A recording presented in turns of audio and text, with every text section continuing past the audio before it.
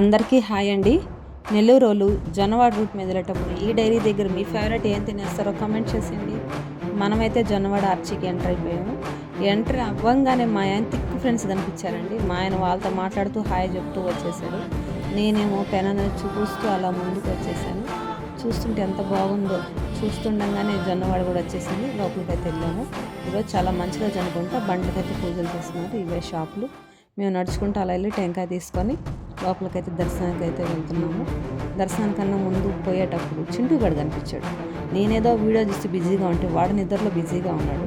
వాడిని చూస్తూ వాడి గురించి ఆలోచిస్తే మన పని ఆగిపోద్దని ప్రదక్షిణలు చేసుకుంటూ ఉన్నాను. నాకెందుకోనండి శివాని చూస్తే ఏడుపు వచ్చేస్తుంది. మా వారు ఏం చేస్తున్నాడు చూడండి, నా మీద కంప్లైంట్ చేస్తున్నాడు. ఆయనకి మా భార్య నా మాట లేదని. అలా జరిగింది. ఇప్పుడేమో ఈరోజు ఇక్కడ నిద్ర చేద్దామని మేమైతే వచ్చేసాము. నిద్రపోయి ఇప్పుడు పొద్దున్న బయలుదేరేస్తామండి. గుడి చూడండి చాలా బాగుంది. ఎప్పుడు వచ్చినా ఏదో కొత్తగానే ఉంటుంది నాకైతే గుడి. చాలామంది నిద్రపోయించారు. సుబ్రహ్మణ్య వేళ అయితే మొదలైందండి. పొద్దున 5:30కి అయితే లేసాము. మేము ఇంటికి బయలుదేరుతున్నాం. ఈ దారిలో అయితే ఈ శివ విగ్రహం చాలా బాగుంది. ఉదయాన్నే సూర్యుడు చూడండి ఎంత బాగున్నాడు. ఆంజనేయం అనుకుంటూ మేము ఇంటికి వెళ్ళిపోతామండి. బాయ్.